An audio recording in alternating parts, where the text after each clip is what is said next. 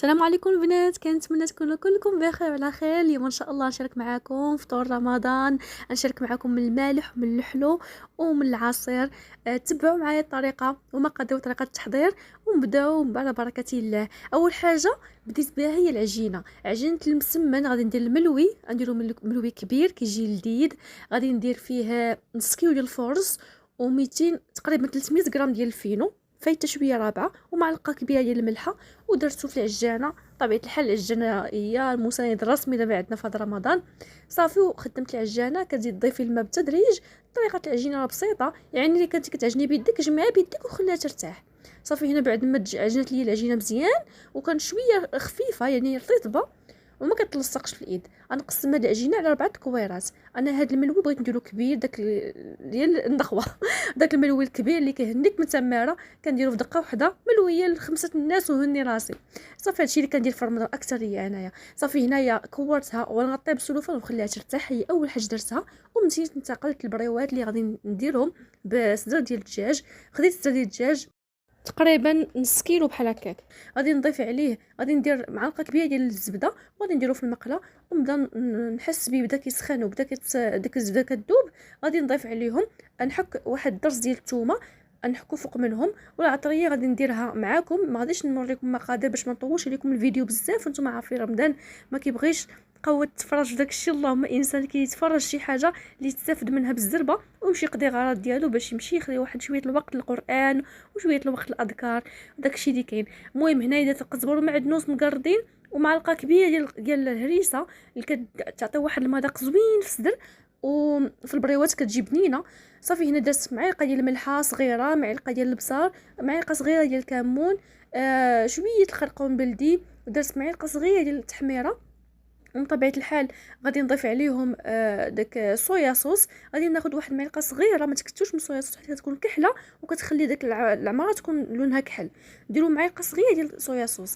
صافي هزيت داك الصدر بعد ما طاب، حيدته من المقله ودرته بواحد الطبسيه كبير، وداك لاصوص خليتها في المقله وضفت عليها معلقه ديال الزبده وغادي درت لهم البصله مقرده قطع صغيره، تقريبا حبه ديال البصله كبيره ولا 2 حبات صغار. صافي كنسوطيها حتى كطيح لي البصله مزيان وغادي نديرها نهزها ملي غطيح، غنهزها وغادي نديرها في داك الطبسيل اللي درتو كبير، درت فيه العماره باش تجيني ساهله في التخلاط.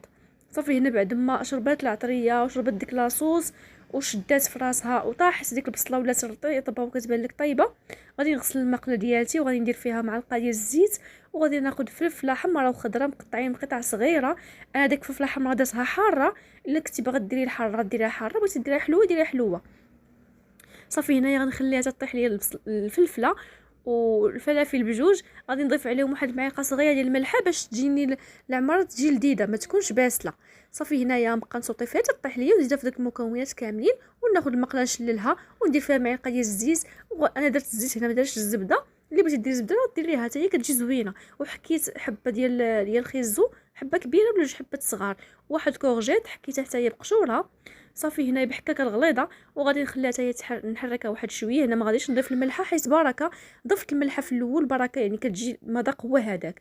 صافي هنايا حيت ما درتوش الملحه في الفلفله وفي الدجاج بامكانك ديريها هنايا. المهم الكميه ديال الملحه تكون كافيه باش تجي العماره بنينه. هنا خديت الورقه، ورقه صغيره. هنايا قلت لكم المكونات ها هما كاملين ضفتهم في التفصيل وضفت عليهم فيميسي، درت لها الماء طيب وحكيت واحد طرف ديال الموتزاريلا تقريبا القياس بحال هكا، نتوما عارفكم عينكم ميزانكم. هنايا كناخذ الكميه ديال الورقه، انا تقريبا نص كيلو ديال الورقه، راه غادي ندير فيها يومين، يعني راه ماشي نهار واحد. غندير نعمرها ونديرها في الفريغو.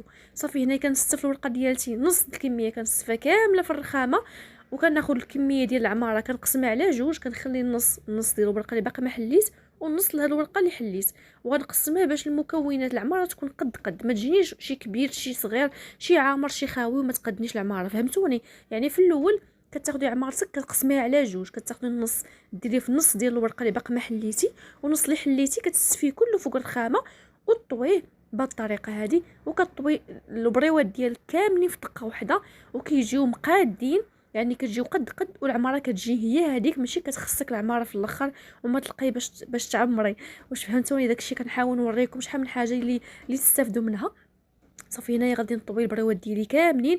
راه قلت لكم نص ديال الكميه ديال البريوات راه كنديرها في الفريغو، والنص الاخر غادي نطيبو ندير ليه شويه الزبده دايبه وندهنو وندخلو الفران درجه الحراره 180 درجه فوق لتحت. وهذاك غادي نديرو في الفريغو بحال هكا مستف حتى كيجمد على باش كنجمعو. هنا الكويره ديال المسمن غادي ناخذ الزبده 100 غرام ديال الزبده غندوبها وندير لها واحد نص طاشيه ديال الخميره، وغادي ناخذ شويه الفينو مخلط مع الفورص. غنورق الورقه ديالتي غنشاركو معكم من قبل هذا الملوي. صافي زربت لكم الفيديو باش ما نطولش عليكم بزاف، وغادي نلويه بهذه الطريقه هذه اللي كيجي واعر. هذا الملوي راه شحال من واحد شافو شحال من واحد داقو كيقول لنا زعما الملوي واعر كيصدق واعر. ان شاء الله يشارك حتى نتوما ديروه وتجربوه وغادي يصدق معاكم. انا ديك الزبده شاط ليا، خديت بصله حبه واحده ديال البصله، شديت ديك المقادير صافي في الفورنو ودرت ليها حبه ديال البصله، وخديت في داك الزيتون الكحل قرطته مزيان، وغادي نضيفو مع ديك البصله ونسوطيه. ما غاديش ندير الملحه حيت الفرماج موتزاريلا اصلا هو مالح، وحكيت شويه الزعتر وضفتو على هاد المكونات. هاد الملوي درت ملويه وحده معمره بالزيتون والفرماج اللي جات لذيذه بزاف بزاف واقتصاديه. صافي هنا غادي نكور الكويره ديالتي مزيان البنات، ورقوه مزيان باش يجيكم ملوي مورق وجاي بحال هكا مقرمش ورطب من الداخل. صافي غادي نوزع الحشوه ديالتي ونوزعها بيديا مزيان حيت فيها الزبده اللي غتخلي لي الملوي يجي مورق. صافي هنا درت الفينو الفورس من الوسط ولويتها وخليتها ترتاح، وغادي ننتقل الى الحشوه عفوا ماشي الحشوه، الى المشاوي.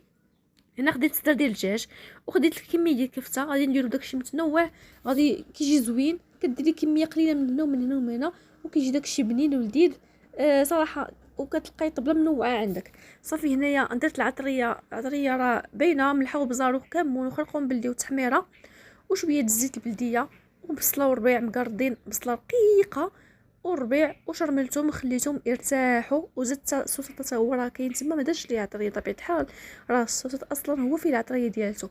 هنا سخنت المقله مزيان تسخنات ودرت الملوي كيطيب. غادي نحط لكم اللين ديالو صندوق الوصف باش تشوفوا الطريقه ديالته بالضبط.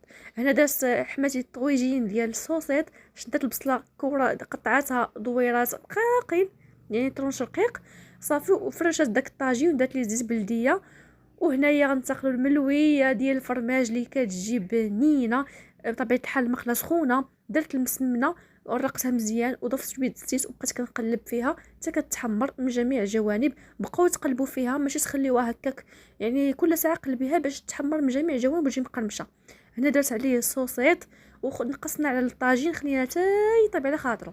هنايا شلاضه درت فيها اللوبيا وخيز وبطاطا مقطعين مربعات صغيره، حبه المطيشه طوماط نص خياره وشويه الخس، ملحه وبزار وكمون والربيع كزبر معدنوس الخل وبطبيعه الحال مايونيز. وهذا العصير حتى هو انا كنحاول نسربي لكم الفيديو. عصير شاركته معكم في فيديو شوط. درت ثلاث حبات ديال الليمون، خيز مسلوق وكاس ديال السنيده وطحنته في المولينيكس كيجي اقتصادي وكيجي لذيذ وخاتر. صافي هنا بعد ما طحنته مزيان غادي نضيف عليه الديسير، درت البنان والتفاح والفريز كما شفتوا هكا اصلا راه موجود بحال هكا. صافي هنايا غادي نضيف عليه غنقص الكميه ديال العصير في شي بانيو شي حاجه، ودرت داك الديسير وطحنته حتى هو وضفت عليه شويه الماء وغادي نطحنو مزيان وعاد نخلط داك الخليط وغنزل عليه تقريبا اطرو ديال الماء. صافي هنا بالنسبه للطاجين ديال الصوصات اللي جا واعر تبارك الله جا معلك، وداك الصوص حتى هو طلق لي دام ديالو. هنا طويجين ديال الكبده زين ذوقناه شويه من الفوق بشويه الكفته باش تطلق لي دام ديالها حتى هي، والبقيه ديال الكفته درتها في مقله حتى هي طابت بوحديتها. عاد درتها فوق منها الطاجين باش تجي بحال مشويه، حيت الطاجين غادي يرخيها واحد شويه ما غاديش تكون مقرمله، فهمتوني؟ صافي هذا هو البريوات، هذا هو النتيجه النهائيه ديالتهم اللي جاو مقرمشين ولذاذ بزاف. وهذه الملويه ديال بالفرماج والزيتون اللي كتجي لذيذه واقتصاديه. كنتمنى تشاركوا نتوما معايا وتعطوا لي في التعاليق. وهذه بالنسبه للشلاضه حتى هي جات لذيذه وجات منعشه. ونتلاقاو الى فيديو قادم باذن الله. وما تنسونيش من اللايكات ديالكم ومن التعاليق اللي كيشجعوني بزاف بزاف. واللي اول مره يشاهد الفيديو ديالي ما تنساوش تشاركوا معايا بالقناه وتفعلوا زر الجرس باش يوصلكم كل جديد.